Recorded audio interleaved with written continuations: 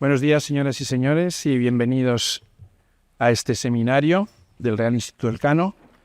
Nos agrada enormemente haber podido convocar este acto, que estoy seguro de que será de su interés y sobre todo poder hacerlo en este lugar tan estupendo, al que volvemos siempre con mucho gusto. Hoy vamos a hablar sobre la ayuda al desarrollo en tiempos convulsos. Anoche celebramos una pequeña reunión en la que comenté que esto de los tiempos convulsos es un eufemismo fantástico. Realmente es indudable que vivimos en tiempos difíciles, inéditos en algunos casos. Vivimos en un orden internacional multipolar, aunque hay autores que prefieren describirlo como apolar o incluso bipolar. Yo diría que multipolar es más exacto. Y vivimos en un entorno también de instituciones multilaterales claramente debilitadas por todo tipo de motivos. Y esto es un fenómeno que, por supuesto, conocen quienes se dedican al estudio de la ayuda al desarrollo. Instituciones multilaterales cuya legitimidad está siendo cuestionada, y no solamente por el presidente Trump, sino por gobernantes en muchos lugares del mundo. Y en un momento en el cual la Unión Europea también atraviesa un momento delicado, a pesar de que acaba de arrancar un nuevo ciclo institucional, tenemos un nuevo Parlamento, una nueva Comisión, pero todo esto ocurre en un contexto de gran incertidumbre. Políticamente, Francia y Alemania, sobre todo, plantean serias dudas sobre la orientación futura del proyecto europeo y, por lo tanto, no es un buen momento para la lírica, por así decirlo. Me ha llamado especialmente la atención una encuesta publicada recientemente por ECFR, European Council on Foreign Relations, que tiene un título realmente revelador, que es Alone in a Trumpian World. La idea es que los europeos estamos solos en un mundo en el cual, sorprendentemente, buena parte de la opinión pública global está bastante contenta con la elección de Donald Trump como presidente. Cuando se pregunta a las opiniones públicas de muchos países qué va a significar esta presidencia para su país o para el mundo, salvo en Europa, curiosamente, la gran mayoría de los encuestados contesta positivamente. En la India, por ejemplo, el 84% de los indios piensan que Donald Trump será bueno para la India y el 82% piensan que será bueno para el mundo en conjunto. Nosotros los europeos, por lo tanto, somos outliers en cierto sentido. Nos estamos convirtiendo en los excéntricos del orden internacional y les recuerdo que representamos tan solo el 10% de la población del mundo y el 15% del PIB del mundo. Obviamente no quiero parecer excesivamente eurocéntrico, pero este debate de hoy se produce aquí en Madrid, capital de España, uno de los estados más partidarios de la integración europea y sobre todo más partidarios de estos valores en los cuales hasta hace muy poco al menos creíamos que se asentaban estas políticas públicas que queremos seguir financiando y de las cuales creemos que depende en buena medida la paz y la prosperidad del mundo. En fin, no quiero terminar necesariamente con un tono excesivamente pesimista. Aquí tenemos hoy unos ponentes que seguramente me corregirán, espero que me corrijan, y paso la palabra sin más a María Santillán, pero no sin antes agradecer también a María y a Ileana Olivier, nuestra investigadora principal, por haber convocado esta reunión, a nuestros ponentes, por haber accedido a participar en esta sesión y a todos ustedes por su presencia. Nada más, muchísimas gracias. María, cuando quieras. Muchas gracias, Charles. Y bueno, en primer lugar, muchas gracias a todos y a todas por estar aquí. Charles ya nos ha recordado un poco el contexto convulso, creo que lo habíamos dicho, turbulento, ¿no? Pero bueno, en este contexto pues tenemos, como bien saben ustedes, la cuarta conferencia internacional sobre financiación del desarrollo de Naciones Unidas, que acogerá la ciudad de Sevilla entre el 30 de junio y el 3 de julio. Entonces, aquí nos situamos en el camino a Sevilla con unos retos, unos desafíos de desarrollo que lejos de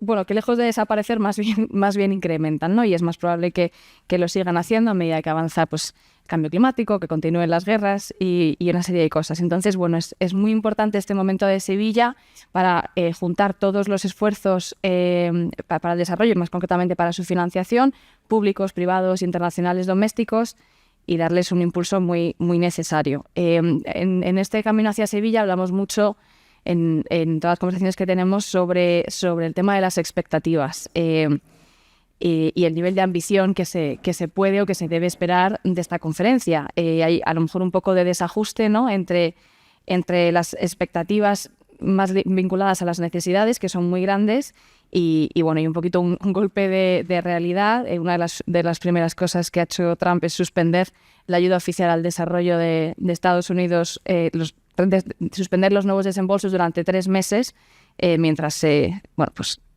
realinean con los intereses estratégicos de Estados Unidos.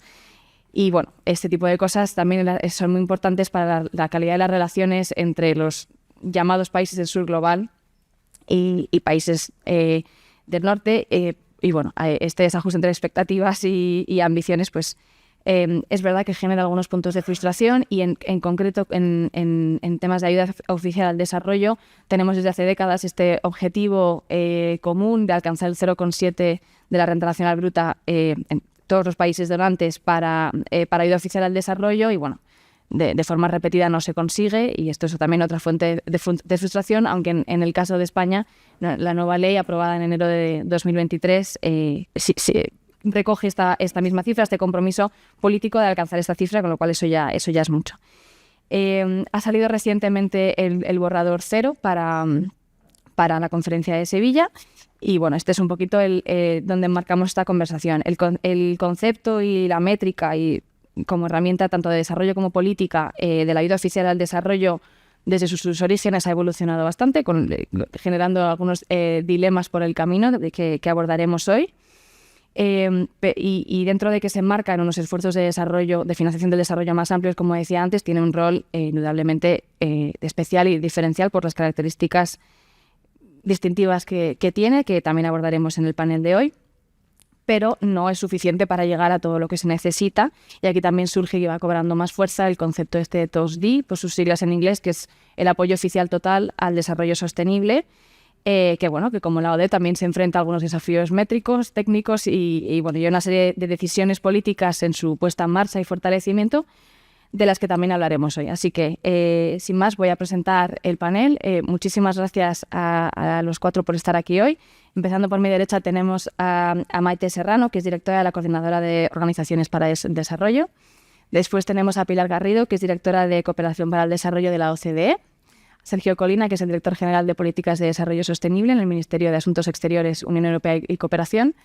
Y a mi derecha del todo, a Ileana Olivier, investigadora principal del Real Instituto Elcano. Así que la dinámica que vamos a seguir es: voy a hacer 3 rondas de preguntas, pidiéndoos que seáis sintéticos, para que también haya, que sé que no es fácil, para que también haya al final unos 20 minutos o así para intercambios y comentarios y preguntas del público. Y voy a empezar con Pilar. Van yendo el back to basics, ¿no? ¿Por qué es importante la ayuda oficial al desarrollo y, en términos más amplios, la financiación del desarrollo desde una perspectiva, bueno, en tu caso desde la perspectiva de la OCDE? ¿Por qué es importante que sigamos volviendo y refrescando estos debates? Bueno, lo primero, muchas gracias por la invitación. Estamos muy contentos, mi colega Olivia y yo, de estar aquí con ustedes hoy. La ayuda oficial al desarrollo representa en este momento 223.3 billones de dólares. Es un monto que lo que expresa es el esfuerzo de una comunidad de donantes compuesta por 32 miembros, y también demuestra compromiso y demuestra voluntad política de seguir contribuyendo con la solidaridad global y con la prosperidad compartida.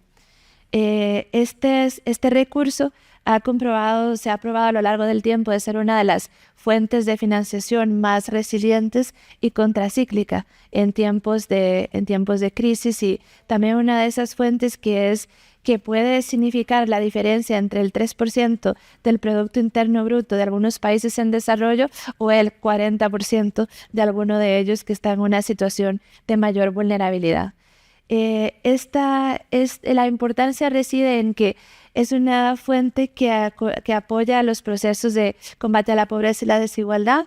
Eso es uno de los principales al interior de los países y entre los países. También ayuda a ser un catalizador del desarrollo económico, ayuda a poder impulsar mediante procesos de fortalecimiento de capacidades, a generar oportunidades, a generar un ambiente productivo que sea más, que conduzca a la atracción de inversiones.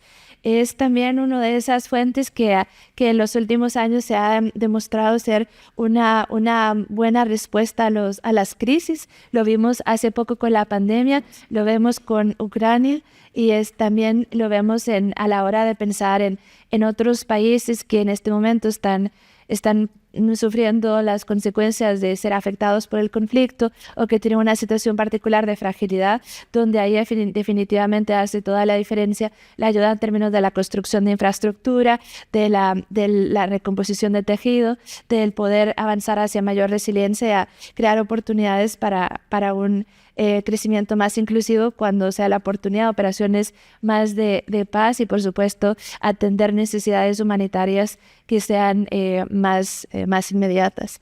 Y el último, yo diría que también en los últimos años se ha convertido en una fuente que habilita a otros actores del desarrollo a tomar parte y a jugar un rol más protagonista en algunos sitios, que es la posibilidad de movilizar el sector privado y la inversión privada. Y cómo puede ser también mediante los sistemas o las entidades bilaterales de financiación o mediante algunos esquemas de financiación mixta u otros, particularmente los multilaterales, que tienen la posibilidad de apalancar mayor capital de otras fuentes, no solamente ayuda oficial al desarrollo, sino mediante instrumentos híbridos u otros, y contribuir así con grandes sumas a lo que es la transición ecológica, el cambio climático, o a poder avanzar en algunos de esos beneficios para países en desarrollo. Entonces, en resumen, yo diría que está en el corazón de lo que es el desarrollo sostenible, y que se mantiene absolutamente clave como una de estas fuentes que puede ayudar a avanzar en esa agenda global y de protección para poder garantizar respuesta tanto a necesidades de pobreza, planeta y prosperidad al mismo tiempo. Muchas gracias, Pilar. Voy a pasar a una pregunta muy, muy similar a Sergio. España lo mencionaba también Charles al principio, a pesar de estas tendencias un poco mixtas que estamos viendo en todo el mundo, España es un país muy comprometido con la ayuda oficial al desarrollo, y que no ha sido así durante mucho tiempo, pero ahora parece que hay que invertir más esfuerzos en justificarla, ¿no? En explicarla. Entonces, desde el punto de vista de un país que ejerce el rol de donante, ¿por qué es importante la ODE seguir invirtiendo en ella e impulsarla? Gracias, María. Bueno, sobre la cuestión más general de la financiación del desarrollo sostenible, sin duda, como ya habéis comentado, hay detrás un tema de voluntad política, un tema en las cuestiones de cooperación para el desarrollo sostenible, un tema de voluntad política, pero por supuesto también tiene que ir de la mano de la movilización de los recursos adecuados para transformar esos objetivos compartidos en una realidad, ¿no? Y yo creo que los gaps de financiación detectados para poder avanzar en los tiempos acordados para el cumplimiento de esos objetivos de desarrollo sostenible a nivel global, y el hecho de que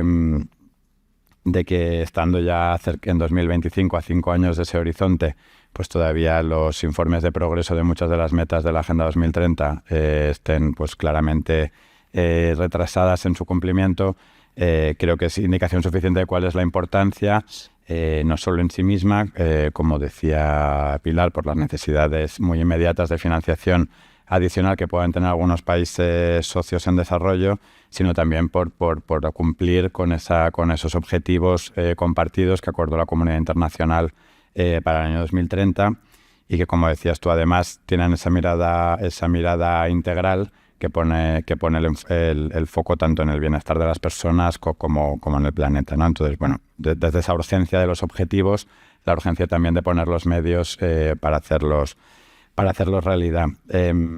Además, esto es más necesario que nunca. Momentos como comentaba, en los que estamos viviendo crisis nuevas, algunas inesperadas, otras recurrentes, pero cada vez más superpuestas, más interrelacionadas, que hacen que esa brecha de financiación, el superarla o el tratar de contribuir a superarla, sea más urgente que nunca. Y también desde esa mirada que cada vez está más en el debate sobre el contrato intergeneracional, también poner el foco en que no solo es importante para el bienestar de las personas hoy y de aquí a 2030, sino también para tratar de contribuir a asegurarnos el bienestar de las generaciones futuras, ¿no? O sea, que yo creo que eso es un poco todo lo que hay detrás de los temas de financiación y lo que también me parece que hace muy pertinente el que hayáis enfocado una discusión sobre unas métricas, pero en el marco de una discusión más conceptual, ¿no? Y más política. Esas métricas sirven para afinar los instrumentos que tenemos para lograr esos objetivos, ¿no? No son discusiones meramente técnicas, no son discusiones académicas, sino que son herramientas fundamentales para que podamos cumplir con lo acordado. Y en ese sentido también, pues en el caso concreto de la ayuda oficial al desarrollo, como comentabas, bueno, España tiene un compromiso claro con el objetivo de lograr el 0,7% de la renta dedicada a ODE para el año 2030. Además, no solo el gobierno español, sino que es interesante también señalar que muchas de las comunidades autónomas, sabéis que tenemos un sistema de cooperación también muy multiactor, multinivel, que la cooperación descentralizada también muchos actores están incluyendo en sus normativas, en sus planes internos, ese objetivo también a nivel interno, con lo cual un compromiso compartido por los actores a los diferentes niveles, también un compromiso demandado y compartido por la sociedad civil. Está aquí la coordinadora, ONGs, veo también presencia de sindicatos. Bueno, yo creo que también nuestro sistema se construye a través de la participación con todos los actores sociales, y esto claramente es un compromiso compartido del gobierno, de algunas comunidades autónomas y gobiernos locales, de la sociedad civil. Como realidad, lo que supone la ODE dentro de ese panorama de la financiación, yo creo que sin duda todos estamos de acuerdo que la ayuda oficial al desarrollo no es suficiente para conseguir acortar o erradicar esas brechas de financiación, pero creo que igualmente es necesario, es decir, que a pesar de que no sea suficiente, es indispensable, ¿no? Y yo ahí insistiría en algunos elementos que ya ha apuntado Pilar: su naturaleza contracíclica, su potencial catalizador de esos otros recursos que la agenda de financiación del desarrollo más amplia nos pone en la paleta junto a la ayuda oficial al desarrollo, la capacidad de llegar precisamente a otras fuentes donde otras fuentes no están en capacidad de llegar, y el de dar una visión integrada desde la cooperación, desde el potencial de la ayuda oficial al desarrollo, también sobre el potencial de los recursos domésticos y los recursos internacionales, el sector público, el sector privado, y la relación, por ejemplo, entre los desafíos climáticos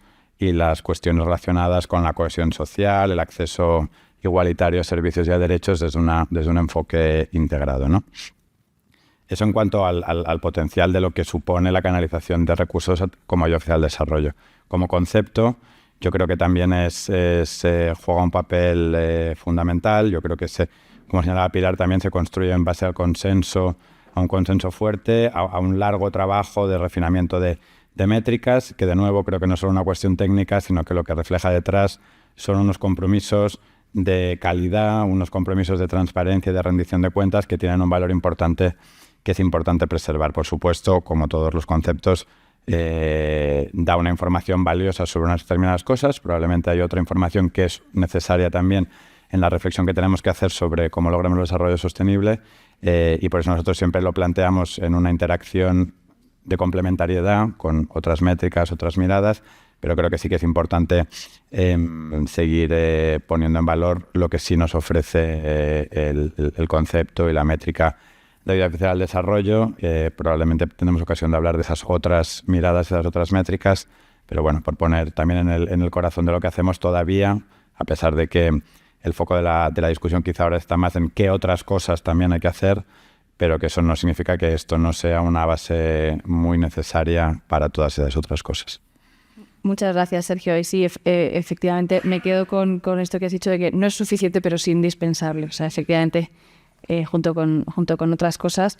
Además, una cosa que comentábamos en la cena de anoche es que en este borrador cero que ha salido para la declaración de Sevilla, probablemente la única cifra o de las únicas que aparece es el 0,7, el compromiso de 0,7 con AOD, también, como apuntaba yo, con un 0,2 para países menos adelantados, que ya que haya ese acuerdo, ya además de técnicamente y para el desarrollo, también desde el punto de vista político tiene mucho valor porque, bueno, tenemos todos muchas dudas de si en el mundo actual nos conseguiríamos poner todos de acuerdo en algo así, ¿no? Voy a pasar a Maite para una visión desde el punto de vista de las organizaciones para el desarrollo. Desde ese punto de vista, ¿cómo ha evolucionado el concepto y la métrica de la ODE? Ha sufrido muchas reformas a lo largo del tiempo y ha evolucionado mucho. ¿Qué ha significado eso, tanto en positivo como en negativo? Fortalezas o debilidades que a lo mejor se han ido revelando a lo largo del tiempo que han hecho que lleguemos hoy a precisamente tener esta conversación de revisarlo todo. Pues bueno, lo primero, muchas gracias por invitar a la coordinadora a participar en este debate tan interesante e importante en estos tiempos convulsos o algo más que estamos viviendo, ¿no? Yo empezaría un poco por reforzar esta idea de la validez que han comentado tanto Pilar como Sergio, de la importancia que tiene la ayuda oficial al desarrollo como un consenso político respaldado por Naciones Unidas y que permite, con todas las críticas y las cuestiones que vamos a ir viendo, tener unos criterios que nos permitan identificar una financiación que aporta al desarrollo sostenible, teniendo en cuenta tanto el origen como el destino de los fondos. Yo creo que esto es un punto de partida que tiene un valor inmenso en el contexto actual y que además permite asegurar ese mínimo de financiación para fines que de otra manera pues difícilmente lo podríamos conseguir, ¿no? Y con estos fondos, bueno, pues a pesar que hasta ahora apenas alcanzamos el 0,37 en los datos de 2023, se han logrado avances y se ha contribuido pues al fortalecimiento de sistemas sanitarios, educativos, de protección social en los países del sur global, a la erradicación de la poliomielitis, a avances en materia de lucha contra el VIH, la tuberculosis, la malaria, a avances en políticas de igualdad de género, de derechos de mujeres y niñas. Bueno, en atención en emergencias se han salvado, desde luego se han evitado tragedias mayores, se está aportando a sistemas de prevención y mitigación que tienen tanto que ver con el contexto de cambio climático. Y bueno, algo que me gusta subrayar es el valor que tiene la AOD en el fortalecimiento de las organizaciones de la sociedad civil para permitir y promover su acompañamiento en procesos comunitarios, barriales, también internacionales y globales, como estamos haciendo ahora con el trabajo en red en torno a la Cumbre de Financiación para el Desarrollo. Creo que es algo que tiene un valor incalculable y que difícilmente se financiaría con otras fuentes. Y aquí poner en valor la recomendación del CAD sobre el entorno favorable para el trabajo de las organizaciones de sociedad civil en cooperación internacional y en acción humanitaria, porque realmente es una herramienta muy valiosa en un contexto de cierre de espacios de sociedad civil, tanto a través de normativas como de reducción de las financiaciones. Hablando ya de cifras, bueno, en los últimos años es verdad que se aprecia un aumento de la AOD, pero como comentábamos anoche, es un aumento coyuntural que viene empujado por crisis recurrentes como el COVID, como refugiados en nuestros países, como la guerra de Ucrania, y esto creo que pone una dificultad en la consolidación de estos montos. Y además, desde nuestro punto de vista de la sociedad civil, consideramos que muchos de estos gastos no deberían computarse como AOD, fundamentalmente la ayuda a los refugiados en los países donantes, porque objetivamente no contribuyen al desarrollo de los países del sur, que es para lo cual están destinados, así como otros gastos como la condonación de la deuda de préstamos AOD, que es doble contabilidad, y otros que desde el sector llamamos ayuda inflada. Pero bueno, hablando de cosas más positivas, yo creo que uno de los avances más significativos es todo lo que tiene que ver con la Agenda de la Eficacia para el Desarrollo, que ha permitido avanzar en apropiación, alineamiento, armonización, sobre todo en lo que tiene que ver con la apropiación democrática de los países y dirigir la ayuda a las necesidades y prioridades de los receptores, ¿no? Y ahí, claro, esto es un avance y al mismo tiempo es un desafío porque vemos cómo se está reduciendo. En el último informe apenas llega al 27% la ayuda programática, que es la que realmente pueden disponer los países para sus propios planificaciones, ¿no? Bien que en el borrador 0 se recoge como un compromiso el poder aumentar esta ayuda programática, limitado este compromiso porque de momento no aparece ningún objetivo concreto ni ningún timing para poder alcanzarlo, y creo que de esa manera pues, se puede quedar en meras buenas palabras y necesitamos algo más, ¿no? En ese sentido.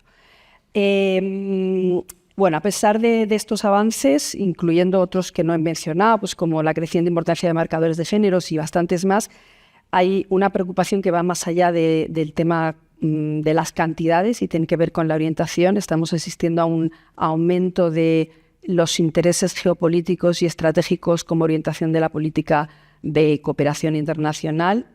Para muestra un botón, la semana pasada nos despertamos con el anuncio de la Unión Europea que va a eliminar 80 de sus casi 100 delegaciones en los países del sur. Creo que la localización no era esto y el motivo es concentrar la toma de decisiones en Bruselas. Creo que es una mala noticia y que demuestra un poco que hay tendencias que están yendo en contra de lo que debería de ser. Y por añadir algún elemento más a tener en cuenta en cómo conseguir que efectivamente la ayuda oficial al desarrollo cumpla con sus objetivos, poner el acento en la coherencia de políticas. Es decir, no podemos responsabilizar y pedirle a la ODE que amortigüe todos los impactos negativos de otras políticas con mucho peso en la financiación internacional, como pueden ser políticas comerciales, energéticas, migratorias, fiscales, etcétera, ¿no? Un último apunte relativo al papel que la ayuda al desarrollo y en concreto la educación para la ciudadanía global puede cumplir frente a uno de los grandes desafíos que estamos viviendo, como es el aumento de los discursos y las narrativas anticooperación y anti-Agenda 2030, y en un momento en el que lo que hace falta es pues, favorecer y estimular una sociedad civil bien informada, conocedora de sus derechos, articulada, solidaria y capaz de promover una convivencia pacífica y democrática. Yo creo que la inversión en ciudadanía global como parte de la cooperación para el desarrollo es un elemento que puede también contribuir a una mayor eficacia. Muchas gracias, Maite. Pues ahora voy con Iliana y también te quiero preguntar sobre las debilidades, a lo mejor desde un punto de vista también más político-analítico, que bueno, en toda esta conversación digamos que lo técnico y lo político se mezclan un poco, ¿no? No sé si hay decisiones técnicas que tengan también connotaciones políticas, pero bueno, desde ese punto de vista, ¿cuáles han sido esas debilidades que precisamente hagan que nos sigamos planteando si hace falta o no reformar la OED o en qué dirección? Y concretamente en el marco de la Conferencia Internacional de Financiación para el Desarrollo, ¿hace falta plantear una reforma o una revisión de la ODE en este contexto? Muchas gracias, María. Sí, yo creo que bueno, Maite ya ha apuntado, ¿no?, algunas de las limitaciones de la ODE. Yo creo que quizás se pueden resumir en tres, ¿no?, grandes conjuntos. Uno tiene que ver con algo que también ya señalaba Sergio, que la propia agenda de desarrollo va evolucionando y además en los últimos años ha evolucionado en el sentido de ampliarse. Simplemente, aunque solo sea el paso de los objetivos de desarrollo del milenio, pues muy concretos, muy circunscritos a la dimensión social del desarrollo, al paso a la Agenda 2030, a los objetivos de desarrollo sostenible, donde se incorporan muchos otros aspectos del desarrollo económico, político, otros aspectos del desarrollo social, la sostenibilidad medioambiental. Pues todos estos cambios a lo largo de los años han hecho que la ODE vaya reformándose en el sentido de ir sumándose objetivos, ¿no? Cada vez que se suman objetivos, se suman expectativas también, y sumando objetivos sin tampoco deshacerse de los antiguos, ¿no? Olivier Cattaneo ha escrito mucho sobre esto. Bueno, pues es al final una ODE por capas, ¿no?, que se van acumulando. Entonces, claro, esto acaba dando una masa, bueno, pues grande, algo ya un poco deforme, que tiene que atender muchísimas necesidades, crisis de todo tipo, desde las crisis humanitarias y emergencias más inmediatas hasta el desarrollo a largo plazo, y por lo tanto, bueno, pues está en ese sentido se la condena un poco al fracaso. Es decir, si se le pide tanto sin poder establecer los mecanismos que hace que aumente muy sustancialmente en volumen, también en parte por el propio contexto, ¿no? Esto es ayuda pública de un grupo limitado, ¿no? De donantes, pues no va a ser posible, ¿no? Atender todos los objetivos con la ayuda. Entonces esta quizás es una primera limitación. La otra tiene que ver también con la representatividad, ¿no? Algo que también se señala mucho, bueno, pues desde la sociedad civil y desde otros países. Esto lo hablábamos también recientemente.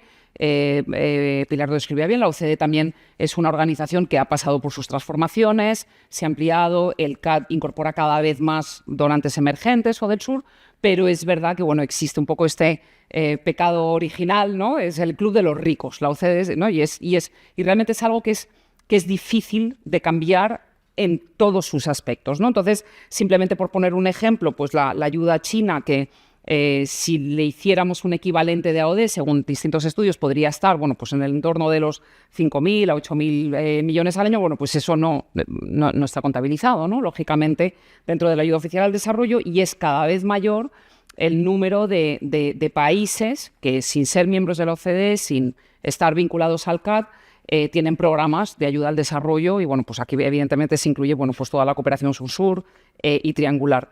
Y luego la tercera limitación en realidad proviene de una de sus principales virtudes, ¿no? Que es el 0,7. Es decir, que el 0,7 que ha servido, que quizás, ¿no? También esto, un estudio de reciente lo decía, ¿no? El 0,7 es lo que convierte el termómetro en política pública, ¿no? Es decir, que es lo que dota de un objetivo, ¿no? Que en este caso es presupuestario, podría ser de otro tipo, pero dota de un objetivo a la ayuda al desarrollo, es probablemente la guía que ha hecho que la ayuda siga existiendo, que en este contexto, ¿no? Convulso, la ayuda siga subiendo, pero claro, a la vez es un objetivo ya antiguo, definido en un contexto muy distinto del de hoy, enormemente distinto. Entonces, la desventaja que tiene este objetivo es que compite con objetivos pues mucho más, digamos que las sociedades de los países donantes, con otros objetivos que perciben como mucho más existenciales, ¿no? Entonces, pues claro, en el caso, pues por ejemplo, de pensando, ¿no? En países que tienen presupuestos de ayuda que, bueno, sufren, ¿no? Caídas momentáneas o no, pues claro, pues los bálticos, los escandinavos, pues claro, hay otras necesidades nacionales, pues como pueden ser las de seguridad y defensa, bueno, pues que van a percibir como más existenciales que la ayuda al desarrollo. Entonces, en ese sentido, digamos que es quizás una cuestión de relato y de comunicación, pero el 0,7 que ayuda mucho, ¿no? En algunos planos, pues probablemente desayuda en otros planos, y ahí también estoy pensando en algunos discursos a los que Maite hacía alusión. Bueno, pues quiero decir que hay amplios grupos, ¿no? Del espectro político y de la sociedad, pues que no se van a sentir particularmente interpelados, ¿no? Por un objetivo como el del 0,7, y esto es algo que, bueno, más allá de quienes estamos en esta habitación hoy, bueno, pues hay otras personas que no lo van a percibir de la misma manera, y es muy importante tener en cuenta que la sociedad es así de rica y de compleja también, ¿no? Y de variada. Muy brevemente, sobre la segunda parte de tu pregunta sobre la posibilidad de una reforma en el marco de la cumbre de Sevilla. Bueno, pues contradiciéndome con todo lo anterior, la respuesta sería no. ¿Pero por qué, no? ¿Por qué no una nueva reforma de la ayuda? Simplemente tres cosas muy rápidamente. Primero, porque hay una cierta fatiga de la reforma, ¿no? Además, algunas de estas limitaciones vienen de las reformas previas, ¿no? Entonces, bueno, pues quizás abordar algo tan complejo, ¿no? En el marco de un sistema, menos mal, tan garantista, ¿no? Como el de la contabilidad de la ayuda, probablemente, bueno, pues también habrá nuevos problemas y habrá nuevos frentes sin necesariamente resolver todos los que están encima de la mesa. Luego, porque por mucho, ¿no? que por muy ambiciosas que fueran las reformas, de nuevo nos vamos a estar circunscribiendo al marco de la OCDE, que por mucho que también se transforme el propio marco, va a seguir sin ser completamente representativo del sistema de cooperación actual, ¿no? Esto va a ser así. Y luego, un tercer motivo sería que en el conjunto de los países que van a acudir a Sevilla, y ahí estamos incluidos, por supuesto, todos los Estados miembros de las Naciones Unidas, para muchos de ellos es muy importante que se reitere el compromiso con el 0,7. Entonces, esta es una reivindicación que además se ha hecho en muchísimos foros, en las reuniones preparatorias, y del grupo africano, el G77, ¿no? Reivindica 0,7, que por otra parte es también un compromiso adquirido por muchos de los donantes. Por lo tanto, quiero decir, si los donantes lo reiteran, ¿no? y muchos otros países lo demandan, pues realmente no sería tampoco sensato, ¿no? Tocar este objetivo, por mucho que tenga sus desventajas también. Entonces, en ese sentido, no me quiero adelantar al resto de la conversación, pero entonces quizás la respuesta a las limitaciones de la ayuda no están en la propia ayuda, sino precisamente en otras herramientas contables, ¿no? y financieras. Muchas gracias. Esto me hace muy buen vínculo con la siguiente ronda de preguntas. Que además también con esto que mencionabas que también hay una parte de comunicación y de relato, ¿no? de explicar entre todos que no se trata, que no es una competición entre o una política pública u otra, sino que que todas son importantes para lo que sirve. Entonces, con esta visión un poco más también integral del conjunto de los esfuerzos, en este caso de financiación para el desarrollo sostenible, como mencionaba al principio, existe esta métrica, el TOSD, el apoyo oficial total al desarrollo sostenible. Pilar, te voy a pedir que nos cuentes un poco qué es, cómo, por qué surge y qué nos ofrece esta nueva, ya no tan nueva métrica para capturar e impulsar estos esfuerzos para el desarrollo sostenible. Muchas gracias. Si la ayuda oficial al desarrollo refleja lo que es el compromiso, la voluntad política y el esfuerzo de una comunidad donantes de 32 miembros, el TOSD refleja un marco mucho más grande y desde la perspectiva del país receptor. Entonces, esto es importante. Uno es la perspectiva del donante, que es la ayuda oficial al desarrollo, y el otro es poner énfasis en los flujos oficiales al desarrollo, y ya voy a entrar ahí, que van y que efectivamente llegan a los países en desarrollo. Lo segundo es que estamos hablando en términos de volumen de 441 billones frente a 223.3 billones. Es una gran diferencia porque el TOSD captura dos cosas que son importantes. Lo primero es todos estos flujos que le decimos que cruzan las fronteras, cross-border flows, y donde están todo tipo de instrumentos, algunos de índole de sector privado, que es mucho más allá de desarrollo. Estamos hablando de donaciones, estamos hablando de créditos, estamos hablando de cooperación en fortalecimiento de capacidades, estamos hablando de sur-sur y triangular, que es algo que la ayuda oficial al desarrollo no capturaba. Y si uno quisiera ver, y además captura algo que es la contribución a los bienes públicos globales. Entonces estamos hablando de algo que es claramente mucho más grande. En su incepción nace cómo podemos medir los esfuerzos que se hacen en general, tanto los países receptores como mediante la ayuda oficial al desarrollo, como tener una imagen o una fotografía de todos estos flujos de desarrollo sostenible que pueden reflejar mejor las necesidades de los objetivos de desarrollo sostenible y del marco de financiación para el desarrollo de ADIS y que llegan a los países en concreto. Si estábamos hablando de 32 donantes en el Comité de Ayuda de Asistencia al Desarrollo, estamos hablando en TOSD de 121 proveedores de información. Y estos varían de 59 bilaterales en los que están países que lideran el G77, como Brasil, como donde está Sudáfrica, donde está Indonesia, países africanos, países de América Latina. Entonces es muchísimo más que los tradicionales donantes que brindan ayuda oficial al desarrollo. Y también estamos hablando de 62 organizaciones multilaterales e internacionales que también brindan información.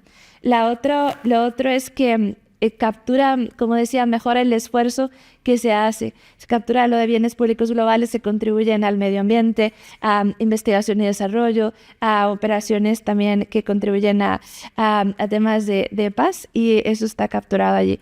Luego lo otro es que tiene sus cosas buenas, y también voy a entrar a hablar de las que no son tan buenas y que podrían ser mejoradas. Lo primero es que tiene un test de sostenibilidad.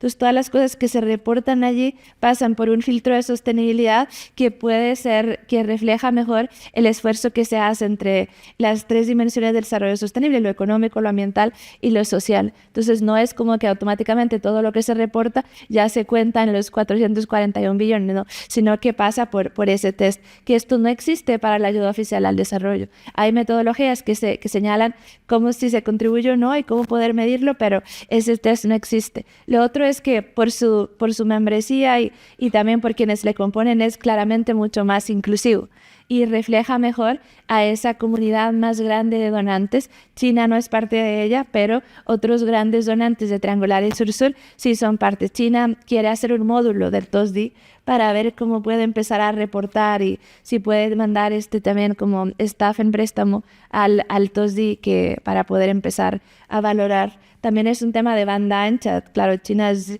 inmenso y el reporte es un poco más complicado que para algunos otros países. Luego, lo que también es importante es que todos estos temas de preparación para las pandemias o temas de energía o de investigación se capturan, o de preservación de la biodiversidad, se capturan mejor en TOSDI y en la ayuda oficial al desarrollo no tanto. Y existe algo que se llama un mecanismo de revisión de los datos en los que los países en desarrollo son los que pueden ir a buscar entre sus cuentas de presupuesto y también en sus sistemas informáticos de gestión de la cooperación internacional cuánto de lo que se reporta en ayuda oficial al desarrollo en esa métrica del TOSDI es verdad. Entonces hay un mecanismo de comprobación que cambia el balance de poder y que pone en el centro al país receptor, digamos, y que le enfrenta a poder valorar cómo estaba la situación de los créditos del Banco Mundial o la ayuda de los donantes de la Unión Europea o cuánto se recibió de Sur-Sur o de Triangular, y que también le hace entender por qué hay estos desfases entre lo reportado en la ayuda oficial al desarrollo y lo que efectivamente reciben los países en todo este conjunto de flujos mucho más comprensivos. Y creo yo que eso es un paso muy importante en términos de transparencia y rendición de cuentas y que también te cambia el empoderamiento propio y la apropiación sobre el sistema de cooperación y sus resultados al final, y sobre él habla de la eficacia misma de la cooperación del país receptor en ese lugar. Hay problemas también, vamos a ser francos, y diríamos que es voluntario.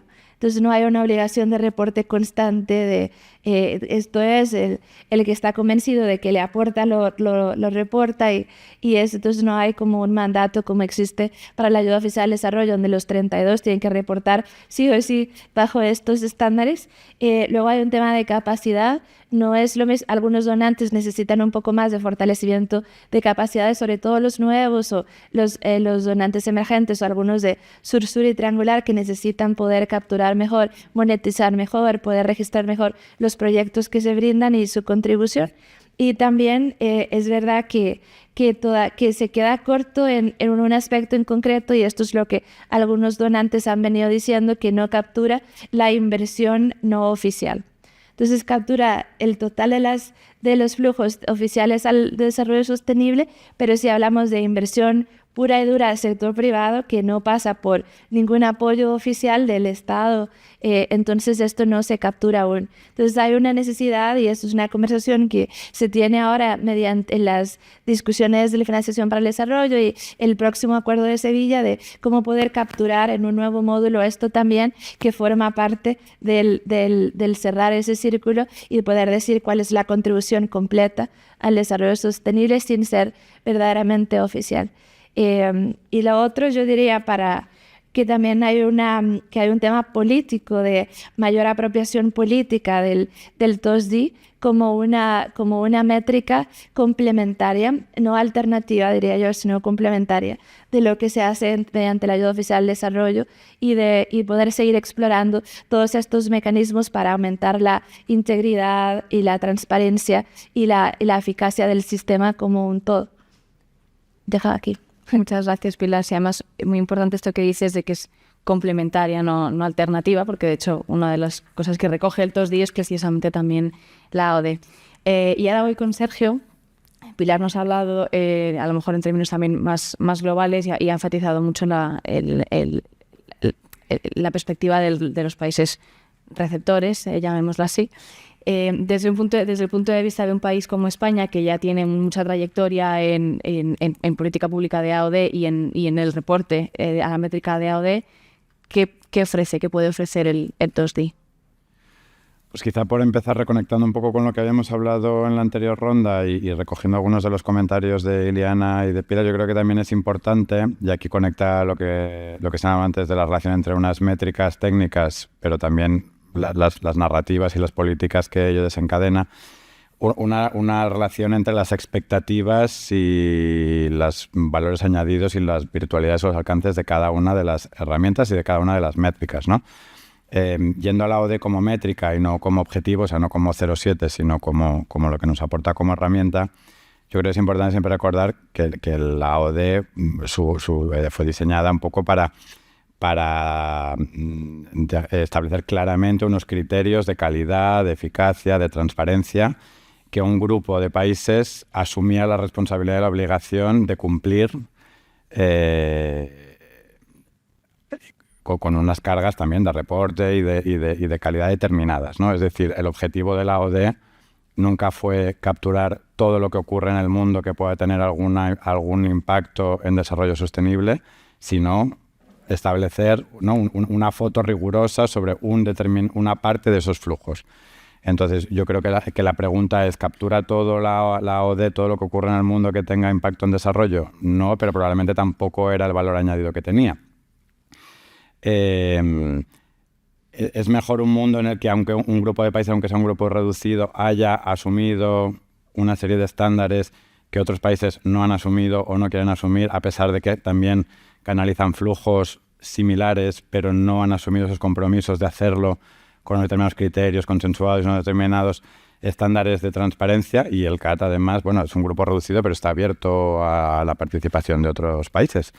No es una cuestión de limitación técnica, no es estructuralmente así, podría tener otra configuración.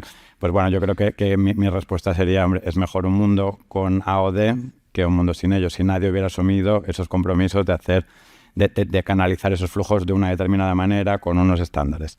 Entonces, bueno, siempre ¿tiene limitaciones la ONU en lo que hace? Sí. ¿Es mejor un mundo con la ONU que sin la ONU? Pues probablemente sí, ¿no? Pues yo lo plantearía de la misma manera. Pero bueno, teniendo claro qué es lo que nos aporta la OD y qué es lo que le podemos pedir y qué es lo que no, porque también sería irreal. Pero aquí es importante subrayar lo que decía, que yo creo que la OCDE y el CAT tienen también claro en su visión de futuro, pues el ampliar esas alianzas y el avanzar en hacer estos espacios reducidos también más amplios y más inclusivos. Pero bueno, como dimensión complementaria, pues trabajar en esas otras cosas que están ocurriendo que tienen impacto en desarrollo sostenible y por lo tanto nos interesa saber qué son, nos interesa por tener información, por una cuestión de transparencia, también por a través de esa información ser más eficaces, poder coordinarnos con actores que no están en ese espacio, aunque algunos podrían estarlo, y tener una foto más global que nos permita realmente capturar qué está ocurriendo, que tiene impacto en los ODS y en desarrollo sostenible, ¿no? Yo creo que ese es un poco el rol que visualizamos para el TOSDI. Como ya no voy a entrar en detalles más técnicos, ya lo ha contado Pilar un poco de qué otras cosas que no captura la OD sí captura el TOSDI, que nos da información muy relevante, distinta a la que nos da la OD, pero complementaria. Yo creo que da también información muy importante para la parte de indicadores del ODS 17. Nos da información muy importante sobre qué están haciendo proveedores, socios, donantes emergentes, sobre los que hasta ahora sin TOSDI había poca información disponible. Y por tanto también nos permite de alguna manera tener evidencia para hacer políticas de cooperación más eficaces y tratar de encontrar pues esos espacios de mayor coordinación y demás. Por eso también la nueva ley de cooperación española no solo recoge el compromiso con el 0,7 de la OD, sino también un compromiso con seguir impulsando y digamos, sacando partido del potencial del TOSDI. Eso queda reflejado en la nueva ley y responde de alguna manera también a la mirada que ha tenido siempre España sobre la cooperación para el desarrollo sostenible, sobre la necesidad de ir también trabajando hacia indicadores que vayan más allá de la renta, pero también más allá de la OD. Ahí un poco como decía antes, yo creo que nuestra visión es más que ir más allá de la AOD, sino cómo podemos hacer AOD y más allá, ¿no?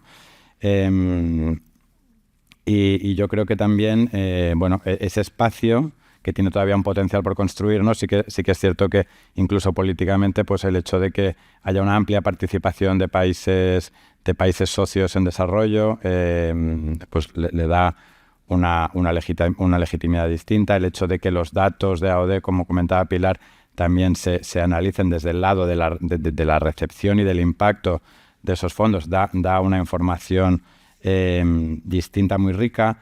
Todo el tema de la cooperación triangular, que ha sido también algo que España siempre ha trabajado mucho, y ahí pues también volviendo a lo técnico, a lo métrico y técnico desde lo político, yo creo que un trabajo importante también ya ha hecho, por ejemplo, con la SEGIP, en el marco de la cooperación iberoamericana, precisamente de alcanzar consenso sobre cómo entendemos la cooperación triangular sur-sur, de recopilación de datos. También yo creo que hay un trabajo interesante por conectar siempre las diferentes iniciativas, todo ese trabajo de reporte, tanto cuantitativo como cualitativo, que eso yo creo que es importante también, ¿no? Con los informes, como buena práctica que puede volcarse también en estas iniciativas más globales. En definitiva, yo creo que el TOSDI ofrece elementos adicionales en términos de capturar otras cosas, de inclusividad a día de hoy, de incorporar esas otras dimensiones más desde el otro lado de los flujos, ¿no? Pero también de pensar esos flujos de una forma más amplia, no solo en la lógica tradicional país norte, país sur, donante receptor, sino desde una perspectiva más integral, más horizontal, teniendo en cuenta también lo que están haciendo países del sur que tienen programas de cooperación, y por tanto, con todos los todavía retos que tiene una iniciativa, una métrica en construcción, pues todo ese valor añadido, ¿no? Y por eso también España decidió ser parte de la actual arquitectura de gobernanza, que es el Foro Internacional sobre TOSDI. Y también vamos probablemente a coger una importante reunión del foro en septiembre, después de la conferencia, que para nosotros es importante también, y así también hablo un poco de la conferencia de Sevilla, porque siempre hemos puesto mucho foco en que el camino que estamos construyendo hacia Sevilla, hacia la conferencia de financiación y una agenda renovada de financiación del desarrollo, no termina el 3 de julio, ¿no? Sino que es precisamente la puesta en marcha de un nuevo marco renovado. Por lo tanto, todo lo que podamos hacer para hacer seguimiento de los acuerdos adoptados y para reforzar las capacidades de seguimiento, pues va a ser muy importante. Así que también yo creo que el foro y el TOSDI nos va a dar una capacidad para seguir haciendo ese follow-up, esos mecanismos de seguimiento reforzados, como espacio y como métrica complementaria al del CAT y la ODE, ¿no? Muchas gracias, Sergio. Sí, además os adelanto ya que la tercera ronda os voy a preguntar qué esperáis de Sevilla, con lo cual con esto ya se ha empezado a tocar un poco ese tema, y es muy, muy importante pensar en Sevilla, pero también efectivamente no pensarlo como un final de un camino, sino como un impulso en unas conversaciones que continúan. Y ahora, Maite, voy contigo para aterrizar a lo mejor desde esta conversación sobre el TOSDI, hablando de qué aporta conceptualmente desde el punto de vista de la métrica, más a la práctica, ¿no? Desde el punto de vista de las organizaciones que trabajan en el día a día de la implementación de la cooperación al desarrollo. ¿Qué ofrece el TOSDI y cómo convive, para bien, para mal o para regular, con la ODE, que es más el marco en el que se ha estado trabajando, ¿no? Gracias, María. Pues, yo creo que partiendo de considerar todos los aspectos y los objetivos que tanto Pilar como Sergio han comentado, que consideramos importantes e interesantes, ¿no? La importancia de contar con datos fiables y comprensibles de la financiación para el desarrollo sostenible, tanto en clave de transparencia como de la utilidad que pueden tener estos datos también para el análisis y la definición de políticas públicas, sobre todo para los países receptores. Es decir, dando eso por sentado, existen algunas dudas y debates en torno, sobre todo, a tres aspectos del TOSDI. Uno que tiene que ver con la capacidad que tiene este instrumento para dar seguimiento realmente a la financiación para el desarrollo sostenible, orientado hacia la pobreza, la desigualdad, la sostenibilidad ambiental. El segundo estaría en torno a la capacidad para que este TOSDI realmente, estos fondos, respondan eficazmente a las necesidades de los países receptores. Y por último, también hay un debate en torno al tema de la gobernanza democrática en la construcción de esta herramienta, ¿no? En teoría, efectivamente, es decir, el TOSDI se plantea como una herramienta para que los países receptores puedan tener un conocimiento general de los flujos de ayuda recibidos y ayudar en el seguimiento, la planificación, la priorización, la evaluación, pero en la práctica, Pilar también lo ha comentado de alguna manera, es decir, existen algunas dificultades, como que no todos los países proveen datos, no todos los países proveen datos con la misma consistencia ni con la calidad necesaria, tampoco con los plazos necesarios para que puedan servir como una herramienta realmente de planificación, porque muchas veces son datos posteriores a la ejecución. Y todo esto pues plantea unos retos que hablan un poco de la calidad de los datos y también de la adicionalidad de los flujos, ¿no? Además, también hay una cierta preocupación en torno a que el TOSDI pueda generar una falsa narrativa sobre cómo cubrir el déficit de financiación de los ODS, y me explico. Es decir, de alguna manera el TOSDI está contemplando los recursos que contribuyen al desarrollo, pero no tiene en cuenta otros flujos de financiación muy relevantes, como el capital ilícito, la fijación de precios, de comercio, las inversiones en energía, por ejemplo, las subvenciones para energías procedentes de combustibles fósiles, es decir, lo que llamaríamos los daños públicos internacionales, ¿no? Y de tal manera que podemos dar una imagen falsa si no incluimos lo que resta, de qué es lo que estamos contribuyendo, ¿no? En este sentido, también sería interesante que el TOSDI se vinculara todavía más, muy directamente a los procesos existentes para evaluar la eficacia de la ayuda, ¿no? Creo que ese sería un marco en el que podría ser, digamos, un elemento adicional de calidad para ese indicador, ¿no? Porque hay que preguntarse, de todos estos fondos adicionales que estamos hablando, cuáles son las prioridades que guían estos incrementos, hacia dónde van, qué objetivos están cubriendo, qué actores están protagonizando, que son muchos elementos que tener en cuenta para realmente asegurar su eficacia, ¿no? En relación a la convivencia de la AOD y el TOSDI que preguntabas, a ver, yo creo que, a nadie se nos escapa que el TOSDI aparece también en un momento de debilidad y de incumplimientos de la ayuda oficial al desarrollo. Es decir, creo que esto es algo que hay que tener en cuenta y que aunque en el TOSDI, en toda su metodología, queda súper claramente establecido que no se trata de sustituir la AOD como medida de esfuerzo de los donantes y que además tampoco se trata de que socavar el compromiso de los donantes con la ayuda oficial al desarrollo, la realidad es que bajo el argumento de transparencia y complementariedad hay una posibilidad de utilización política para un cambio de narrativa en donde los débiles de resultados de la AOD se sustituyan por una nueva métrica relacionada con los ODS y queden de alguna manera mitigados, por decirlo de alguna manera, ¿no? Hay un elemento clarísimo de diferencia entre AOD y TOSDI y es el hecho de que mientras que la AOD es un compromiso con una meta concreta y con unos objetivos concretos, el TOSDI no tiene esas metas y por lo tanto no podemos hablar del TOSDI como una herramienta de rendición de cuentas, sí como una herramienta de transparencia. Y en ese sentido nos preguntamos un poco en qué medida, siendo dos herramientas que tienen criterios distintos, se pueden tratar de forma agregada, porque genera una cierta confusión a la hora de entender de qué estamos hablando y a la hora también de, como decía antes, de invisibilizar, digamos, la importancia y la relevancia de la AOD, ¿no? Y de hecho, la amenaza no es tanto que el TOSDI sustituya a la AOD, sino más bien que haya una continua marginación política de la AOD y que se reste a ese compromiso de los países para el cumplimiento de un compromiso histórico y también de un elemento de justicia global. Es decir, los países donantes no pueden eludir su responsabilidad en muchos de los problemas globales que afectan ahora mismo, su mayor responsabilidad, digo, en muchos de las crisis que afectan ahora mismo a los problemas del desarrollo sostenible. Y cito solamente la emergencia climática y la pérdida de biodiversidad, de la que somos fundamentalmente responsable los países donantes, mientras que muchos de los países que más están sufriendo estas consecuencias no lo son. Y lo dejaría aquí. Gracias. Muchas gracias, Maite.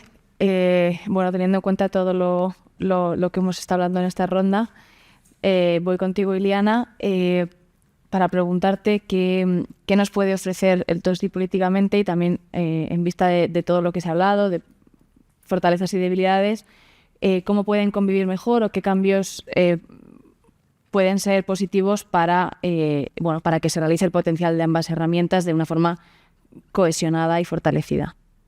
Muchas gracias, María. Sí, quizás empezando por la naturaleza de la convivencia de los dos, ¿no? Yo creo que depende del plano en el que lo miremos. En el plano técnico, pues Pilar lo ha explicado muy bien, ¿no? El TOSDI se ha ido desarrollando, en 2017, ¿no? Se crea el TOSDI.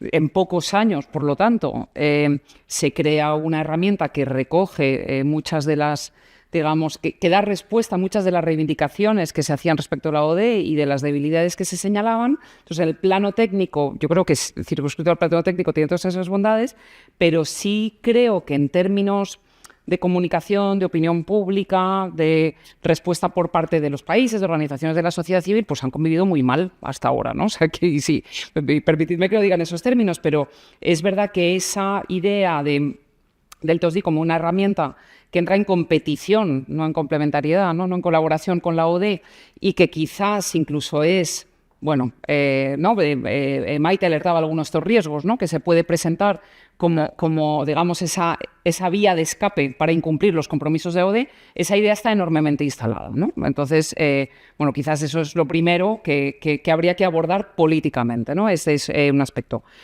Cuando además, aparte de que la complementariedad viene por definición, puesto que el TOSDI integra la ODE, por lo tanto, integra la ODE y más allá, precisamente podría ser una herramienta que permitiera no solamente no entrar en competencia con ella, sino protegerla. Si estamos reivindicando los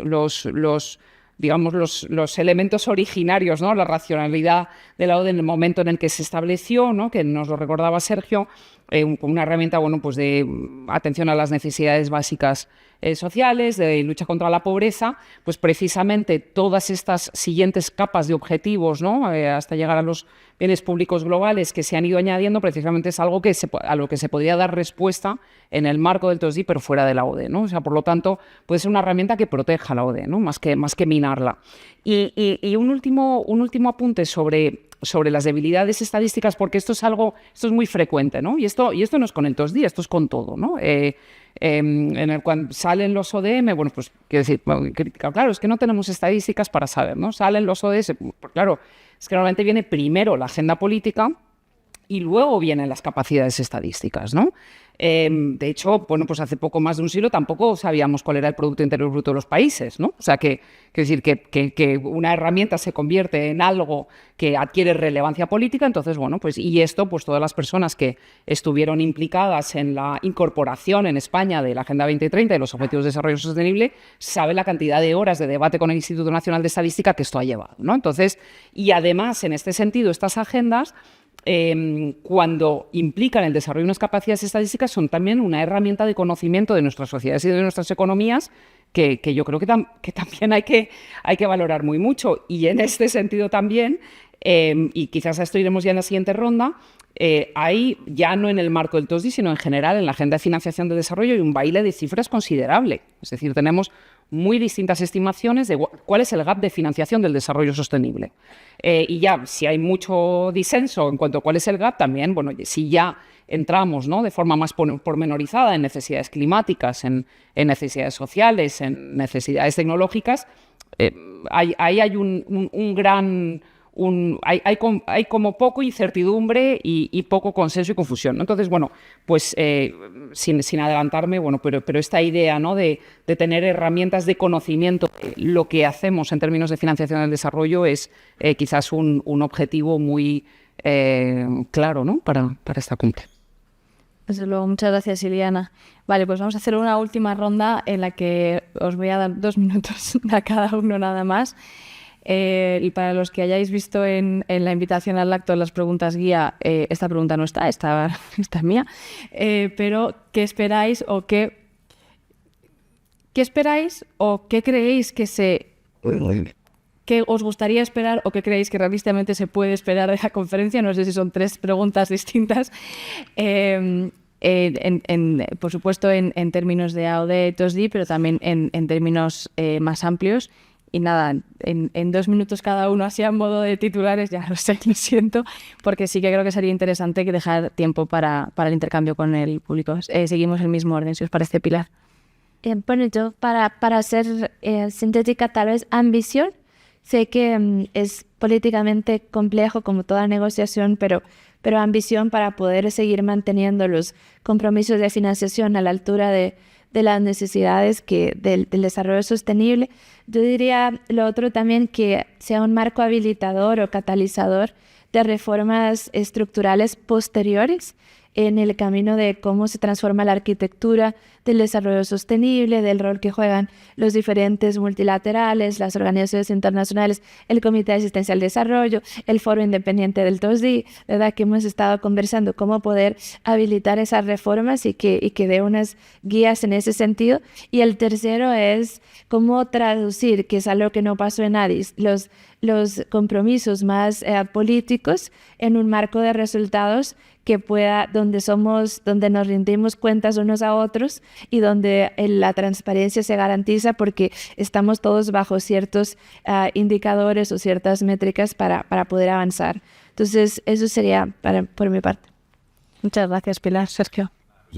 Con el titular coincido totalmente con Pilar. Nosotros siempre decimos que lo que esperamos es un resultado ambicioso pero realista y orientado a la acción, es decir, algo que efectivamente ponga en marcha procesos necesarios de reforma, pero que también efectivamente que sea practicable y que podamos luego medir, ¿no? Pero siendo más concreto, menciono pues 4 ideas. Pues un compromiso reforzado, renovado con el 0,7 de AOD, y a la vez un espaldarazo también pues político y con los mandatos técnicos para avanzar técnicamente necesarios al TOSDI. También yo creo que con ese doble compromiso igual también podemos avanzar en disipar las dudas que planteaba pues la coordinadora y demás sobre esos 2 compromisos, ¿no? Luego, como decía antes, si no me voy a extender, pues también es llegar a algún mandato claro, alguna orientación sobre cómo ir en la línea del Beyond GDP, ¿no? Y de ODA en Beyond, un poco tener una hoja de ruta clara, todo ello y nos gustaría también ver un foco fuerte, ¿no? Un compromiso fuerte en poner la reducción de la pobreza y las desigualdades en el corazón de la actuación. Y por último, aunque parece que está menos relacionado, pero no, yo creo que también nos gustaría ver de alguna manera una puesta en valor de la cooperación descentralizada. Con eso termino, pero conecta un poco lo que decía al principio. Bueno, porque el Sistema Español de Cooperación hace todos los años un esfuerzo ingente para la recopilación, armonización y reporte al CAT de los datos de AOD, no solo de la Administración General, sino de todos los actores públicos que canalizan fondos, y por tanto, reconocer esa contribución de todos los actores también nos parece una pieza importante dentro de la agenda de AOD para el futuro.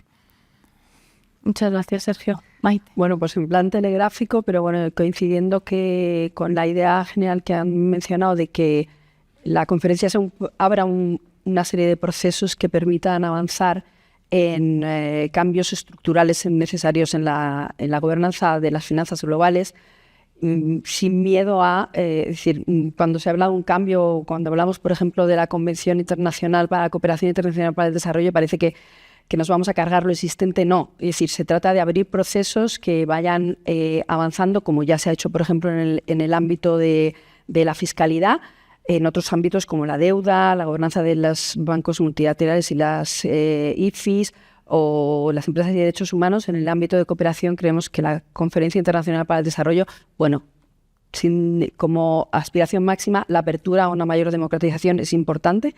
También es importante avanzar en un cambio en la narrativa de una visión asistencialista de la cooperación a una de justicia y reparación, reconociendo y abordando las injusticias históricas.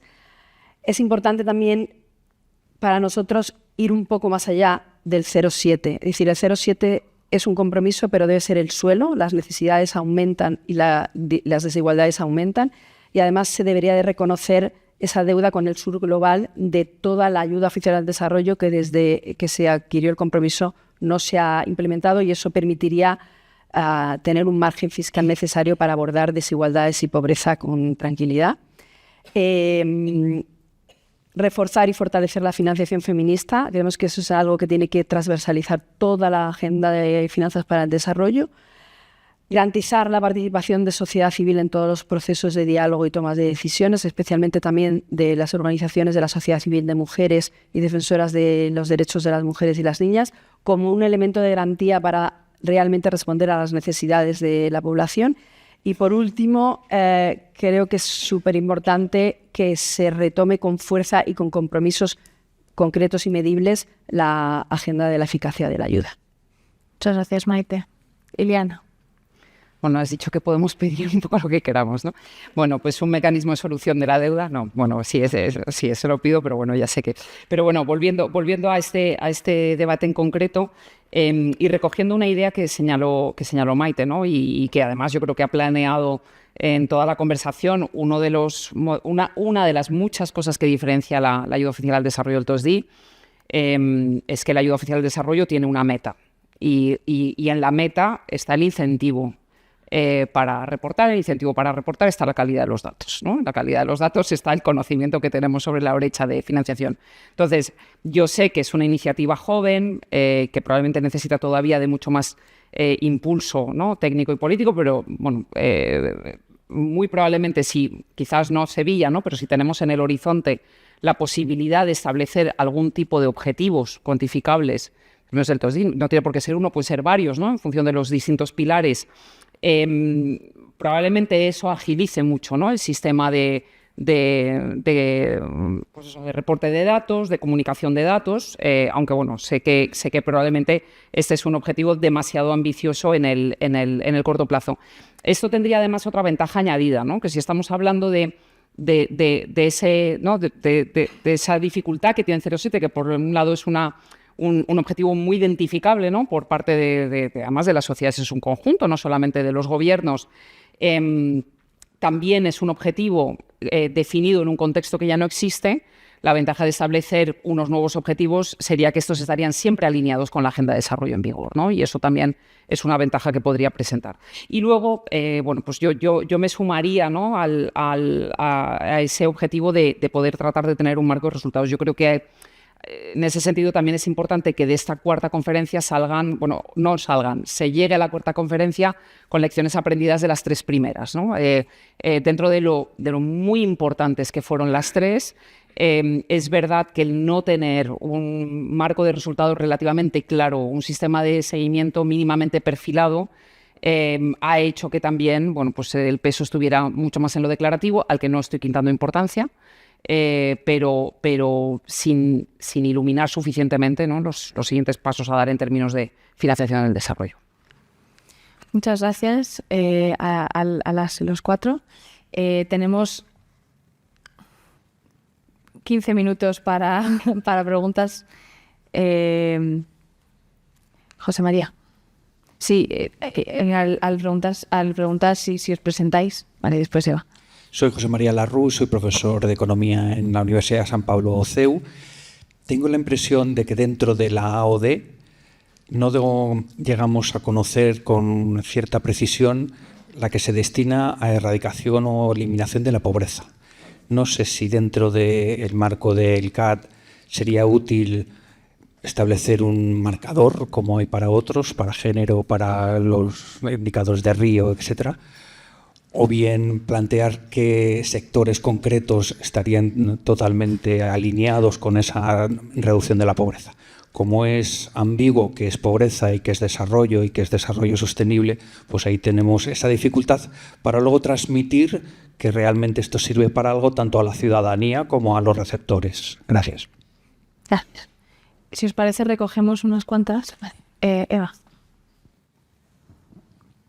Hola, soy Eva del Hoyo, trabajo en el BEI Global, en el Banco Europeo de Inversiones, y mi pregunta es, Sevilla viene en 2025, un poco tarde para, ¿no? Desde Addis, 10 años han pasado, y ya muy cerca del fin de la Agenda 2030, del cumplimiento de los ODS.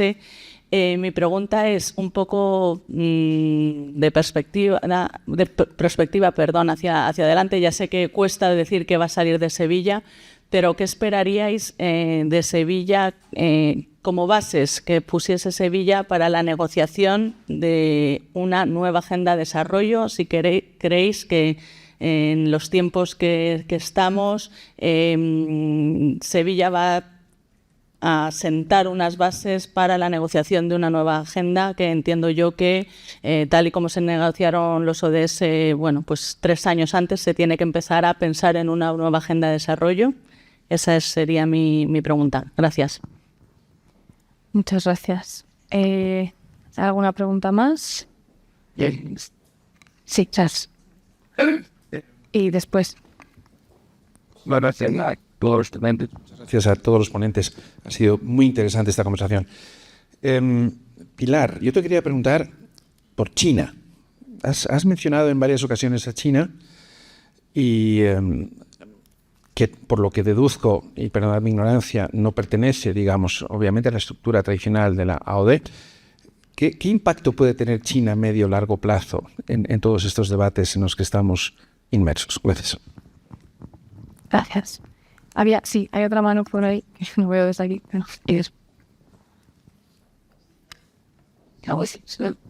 sí, soy Sonsoles Gallego, del Banco de España. Muchas gracias por todas las exposiciones, me han parecido excelentes, muy informativos sobre lo que cabe esperar en Sevilla. Y yo tenía una pregunta concreta. Me ha parecido, es una pregunta para Iliana, me ha parecido que mencionabas cuando os preguntaba María qué cabe esperar o qué os gustaría esperar para Sevilla. Me ha parecido que mencionabas un nuevo mecanismo de reestructuración de deuda, y en este sentido, como sabemos que ya hay un mecanismo internacional para reestructuración de deuda en el G20, que bueno, hay personas que piensan que está funcionando bien, otros que está funcionando fatal, en fin, ¿qué aportaría este mecanismo de reestructuración de deuda o qué idea tenéis en el caso de que se planteara y se discutiera y se pudiera llevar a cabo? Muchas gracias. Te encanta. Había otra mano por aquí. Y yo creo que... Muchas gracias. Fazia Pusterla, del Council of Europe Development Bank. Tengo 2 preguntas, una creo más concreta y la otra es una idea. La pregunta más concreta es, y lo habéis mencionado durante vuestras interesantísimas intervenciones, entender un poquito mejor cómo veis que puede ser el rol de los bancos multilaterales de desarrollo en exactamente el tema de esta conversación, no en general. El SEB este año lidera la presidencia del grupo de Heads of MDBs y el tema de medición y coordinación es relevante. Primera pregunta.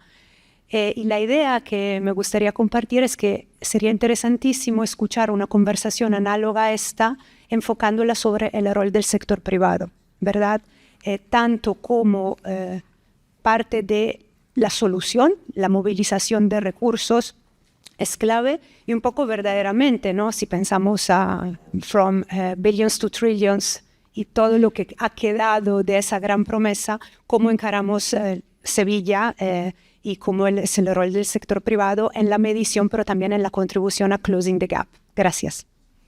Muchas gracias, Fazia. Me alegro mucho que me hagas esa pregunta, porque bueno, este realmente es el segundo lot, digamos, de actos que hacemos en el marco de este proyecto, y el primero fue en noviembre sobre el rol del sector privado. Y está grabado y está en la web del Cano, así que además está en español y en inglés, o en los dos a la vez. O sea que ahí contamos con Samantha Attridge, que es experta en el tema de ODI, un think tank británico. Así que nada, ahí está. Y bueno, ya aprovecho y os lo cuento, que también de esos encuentros con Samantha Attridge va a salir en las próximas semanas un ADI también en la web del Cano, así que vamos, ni programado. Vale, pues he recogido unas cuantas preguntas. creo que igual empiezo por Pilar, porque te han preguntado por el marcador de pobreza dentro de la métrica de AOD y el rol de China en estos debates a medio y largo plazo. Primero digo todas porque hay dos que creo que son, bueno, para Eliana en concreto, la de Sonsoles sobre el mecanismo de estructuración de deuda, pero creo que también esta pregunta de Eva de perspectiva sobre qué puede significar Sevilla para las conversaciones sobre la agenda post-2030 y sobre el rol de la banca multilateral de desarrollo, esas yo creo que también son un poco para todos. Entonces, bueno, empezamos con Pilar. Sí, muchas gracias por las preguntas a todos y a todas. Lo primero es en pobreza. Si tenemos, usando la definición del ODS 1 y el ODS 2, tenemos una medición que es equivalente a que solamente se moviliza 9% del total de la ayuda oficial al desarrollo para pobreza extrema y para seguridad alimentaria, ¿verdad? Entonces, claramente es muy poco. Y si ese era el propósito original de la ayuda oficial al desarrollo, pues estamos fallando como comunidad en torno a ella. Si consideramos que ese 9%, 60% es salud, entonces vemos que es muy poco lo que queda para las otras dimensiones de combate a la pobreza y hacemos muy poco en seguridad alimentaria, salvo que sea por razones humanitarias. Ahí sí es el más preponderante, pero en combate a la pobreza, pues no. Y también tenemos mediciones del lado del TOSDI. El TOSDI no está en el DAC, pero yo como directora de cooperación tengo, como decir, una autónoma, tengo un rol con el TOSDI más ¿qué diríamos? Como de coordinación estratégica. Y allí lo que vemos es que en los países del sur-sur, los países donantes del G77, que son parte del TOSDI, como particularmente Brasil y otros, centran su cooperación sur-sur en esfuerzos de pobreza y seguridad alimentaria. Entonces, ahora también el TOSDI va a ser una de esas métricas junto con la ayuda oficial al desarrollo que van a ser de los indicadores de la Alianza Global al Desarrollo que se lanzó bajo el liderazgo de Lula, del presidente Lula, y del cual también España forma parte, y va a seguir dando seguimiento a estos temas. Y voy a hacer un comercial porque también vamos a lanzar dentro de poco, la guía de pobreza y desigualdad para los países donantes, y también queremos que otros también la adopten, de la comunidad más grande de donantes, organizaciones de sociedad civil, para hacer un poco más en términos de pobreza y desigualdad.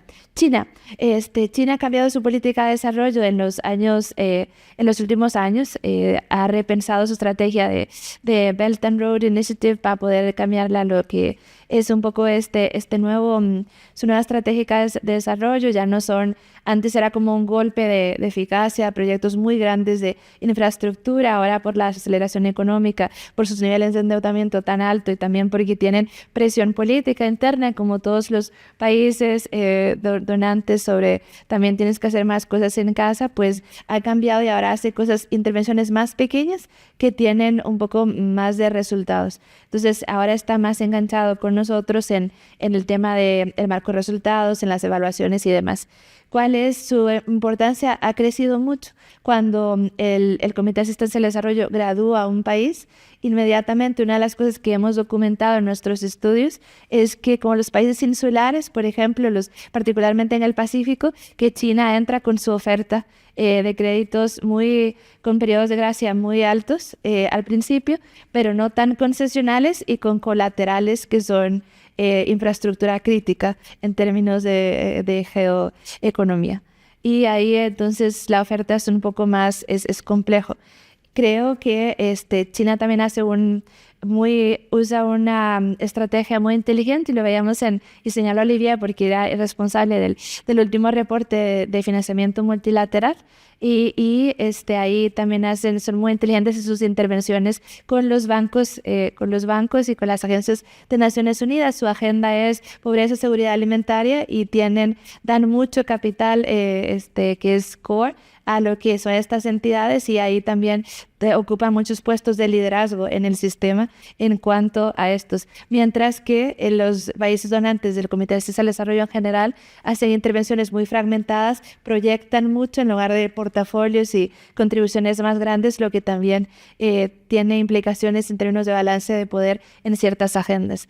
También son cada vez más relevantes en países como África, donde hay cuestionamientos a algunas intervenciones en términos de la eficacia de la cooperación, y como decía al principio, en los países del Pacífico, que sean insulares, y algunos del Caribe. En América Latina de manera cada vez mayor, pero no tanto. Entonces creo yo que China ocupa un lugar preponderante en algunos sitios, pero que también sería importante, diría yo, para el FFD4 o para las reformas posteriores, de pensar algunos estándares que puedan venir a ser comprensivos también a la comunidad más grande de donantes. Hay un sitio para Naciones Unidas en cuanto a esto, donde también se acojan algunas buenas prácticas y alguna responsabilidad de parte de China, de Rusia, que también hace mucho en África, por ejemplo, y de otros donantes emergentes o consolidados. Quiero decir dos cosas más, perdón.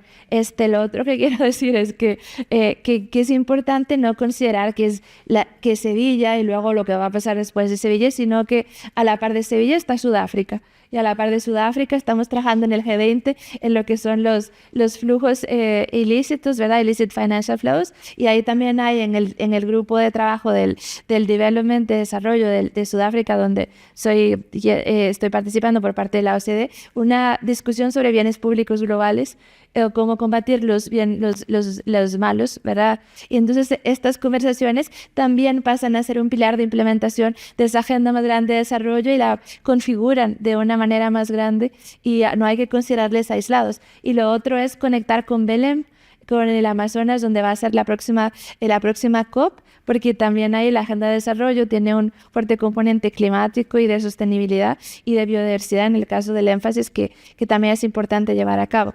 Y quiero decir que FIX también, el Financing Common, que se va a celebrar pronto, tiene un sitio muy importante. Los bancos públicos son estratégicos, son de los actores más importantes para la implementación de Sevilla, y creo que un rol en contener la fragmentación, dotar de mayor coherencia, también de mayor apalancamiento, es de más estratégica relevancia. Y en materia de movilización también, porque son quienes realmente tienen la posibilidad, echando mano de otras fuentes del sector privado, de generar recursos para avanzar en temas como clima o pobreza. Con el AIDA Replenishment, sin el Banco Mundial, en estos también ahí es donde están los dineros de verdad. Ya. Muchas gracias, Pilar. Sí, efectivamente, sí. Cuando hablamos de esto, que la ODE no puede llegar a todo, a donde sí puede llegar es ser esa semilla inicial que luego multiplique, y para eso el rol de la banca multilateral de desarrollo pues es esencial. Voy, si os parece, con Iliana, que tenía también una pregunta específicamente sobre deuda, y si quieres aprovechar también para hablar de Post o de banca multilateral. Adelante. Estupendo, gracias. Sí, gracias, Sonsoles, por la pregunta, porque me he expresado mal. No quiero un mecanismo solución de la deuda, quiero la solución de la deuda, por lo tanto una agilización de los mecanismos actuales, que por otra parte es lo que ya está en el borrador cero de las conclusiones de la siguiente cumbre. O sea que, bueno, por explicarme, gracias por la pregunta. Sí, sobre el Post, yo quizás, bueno, para pensar en el Post 2030, que no sé efectivamente si estará tan vinculado a la Cumbre de Sevilla o si empezará, bueno, pues un poco después. Yo reconozco que me sorprendí mucho cuando se aprobaron los Objetivos de Desarrollo Sostenible en el 2015, porque claro, ¿cuál era la situación en ese momento, no? Pues desde una mirada muy eurocéntrica, ¿no? Siguiendo lo que decía Charles, pues claro, en Europa en general, pero en España en particular, pues en el 15 todavía estábamos, bueno, pues con la respuesta fiscal a la crisis del 2008.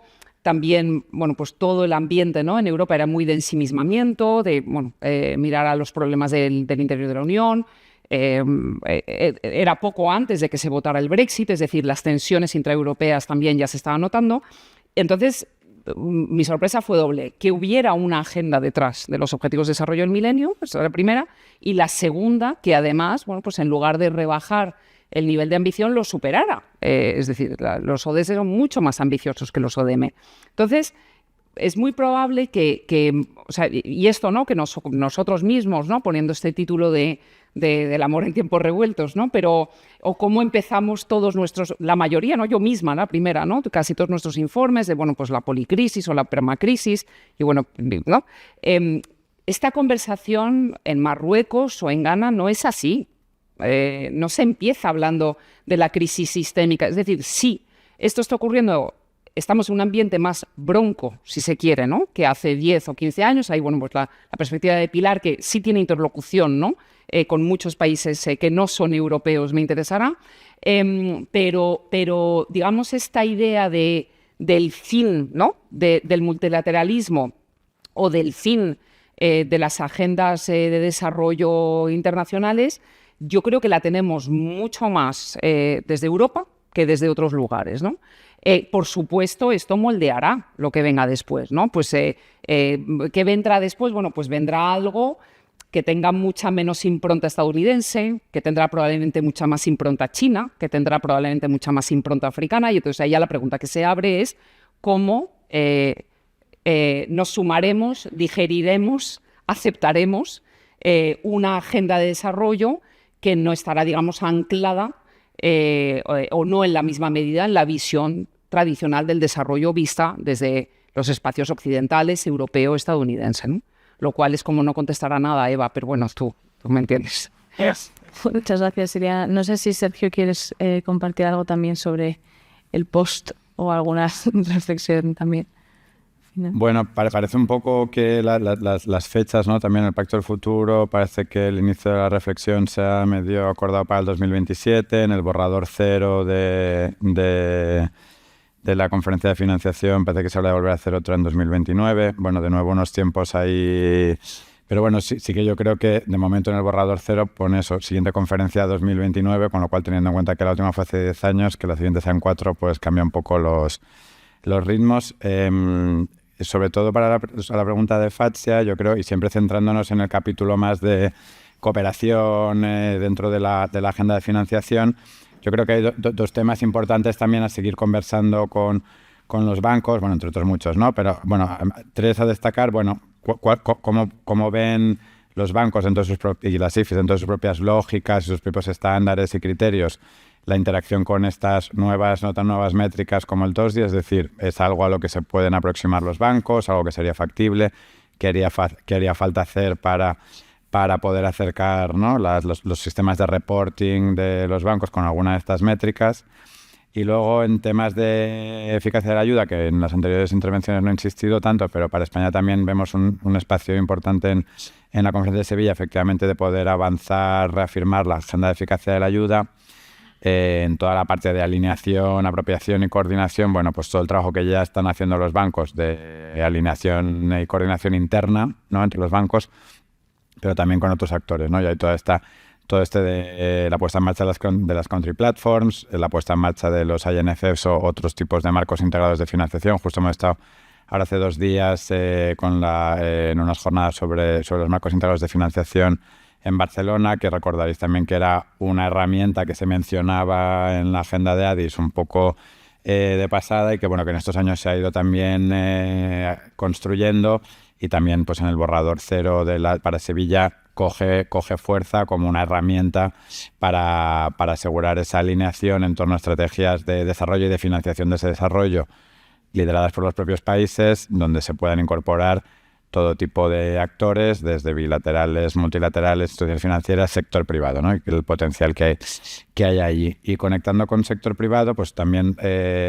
apoyar el comentario de Pilar. Nosotros vemos ahí también un rol muy importante de los bancos públicos de desarrollo y su potencial también para apalancar más y mejor financiación privada. Digo mejor también porque igual que hablábamos antes con la ODE, ¿no? Es muy importante los volúmenes que se movilizan, pero también es muy importante para qué y en qué términos, ¿no? Porque al final es movilización de recursos para el desarrollo sostenible, no solo movilización de recursos. Entonces, bueno, por eso digo más y mejor participación del sector privado en la contribución al desarrollo sostenible. Y otro tema que también creo que puede ser importante y que se ha estado trabajando es el tema de inversión de impacto, ¿no? Como rol de del sector privado. Y luego, saltando un poco las reglas, pero igual una pregunta cruzada para Pilar, con uno de los comentarios que hacía sobre el tema del reporting, ¿no? Decía, los datos que tenemos nos muestran que hay poca inversión en pobreza alimentaria. Yo creo por una parte eso seguro responde a una realidad y es una llamada de atención también para la comunidad internacional de donantes. Pero desde mi experiencia más en la gestión, tengo la sensación de que también puede haber una parte, no todo, de underreporting, ¿no? Como decías tú, Liana, a veces parece que también los gestores, los donantes, ponen más énfasis en lo que en un momento determinado entienden que tienen que poner más énfasis o más foco. Puede ser que haya habido un momento en el que a la hora también de reportar o hayamos dado tan por supuesto que todo lo que hacemos es para luchar contra la pobreza que ni siquiera que se nos haya olvidado la importancia de marcarlo y de reportarlo así, y en cambio ya hemos preferido subrayar que además de eso estábamos haciendo también clima y estamos haciendo también género, ¿no? Entonces, si tenéis alguna pista, no sé si más intuitiva o más científica, de cuánto realmente responde a una cuestión que tenemos que reflexionar internamente y cuánto puede ser también un poco de underreporting que nosotros mismos hacemos a la hora de dar esos datos. Muchas gracias, Sergio. Si os parece, lo que vamos a hacer, como ya nos hemos pasado 10 minutos, pasar a hablar a Maite para también reflexiones finales, a Pilar para que brevemente conteste la pregunta de Sergio y ya cerramos. Bueno, yo no voy a ahondar en el futuro a partir de la conferencia porque creo que lo han tratado ya extensamente. Si hay alguna referencia en torno al tema del papel del sector privado, asumiendo que creo que ya está reconocido por todo el mundo que ha habido un excesivo expectativas excesivas en torno a lo que podría suponer el apalancamiento de fondos por parte del sector privado, al menos hasta la fecha las evidencias no son buenas, pero sobre todo un poco la preocupación desde las organizaciones de sociedad civil es garantizar cuál va a ser el impacto realmente de ese tipo de apalancamiento, porque al final corremos el riesgo de estar desviando fondos para el desarrollo sostenible a otros fines que no son los que hay. Y en ese sentido hay una propuesta que no está recogida ahora mismo en el borrador cero, pero que nosotros vamos a seguir insistiendo, que es la de que se pueda establecer un proceso intergubernamental en Naciones Unidas que pueda hacer un análisis exhaustivo en materia del impacto de las asociaciones público-privadas en desarrollo sostenible, fiscalidad, derechos humanos, etcétera, para realmente garantizar no por un afán de fiscalizar, sino porque es lógico, es decir, las empresas privadas tienen como objetivo maximizar sus beneficios y esto es una realidad. Entonces, esto no conlleva necesariamente, al contrario, en muchas ocasiones para maximizar los beneficios, pues existen condiciones que justamente van en contra. Entonces, creemos que es importante que todos los fondos públicos que vayan orientados a promover la necesaria participación del sector privado, por un lado, estén claramente identificados y dándole seguimiento de que realmente se cumplen eso. Muchas gracias, Maite. Pilar, la pregunta es Sergio. Tal vez en temas de pobreza extrema y bajo la definición o DS1 o DS2, sí que es verdad que no hay tanto foco, pero necesitaríamos una redefinición de pobreza, quizás desde una perspectiva más multidimensional, y ahí sí podríamos encontrar lo que tu hipótesis, que haya menos reporte o que no se haya hecho de manera adecuada, pero sí, primero tendríamos que acordar qué estamos entendiendo, el concepto, y luego definir la metadata y a partir de ahí ya entonces ver si es pertinente un marcador. Entonces, sí, no, pero tal vez. No, Betty. Muchas gracias, Pilar. Bueno, como vamos un poco mal el tiempo, voy a cerrar ya. No sin antes daros las gracias. Ha sido una conversación muy interesante. Muchas gracias, Maite, Pilar, Sergio y Eliana. Además a Eliana también por diseñar la sesión, y a Pilar Garrido y a Olivier Cataneo de la OCDE, que se han desplazado desde París para estar aquí, para que les reciba la lluvia de Madrid. Muchas gracias a nuestro director por inaugurar, y también a todo el equipo Elcano, a Manen, a María Luisa y Laura, que se han encargado de toda la logística y la comunicación. Y bueno, con esto voy a cerrar. Muchas gracias.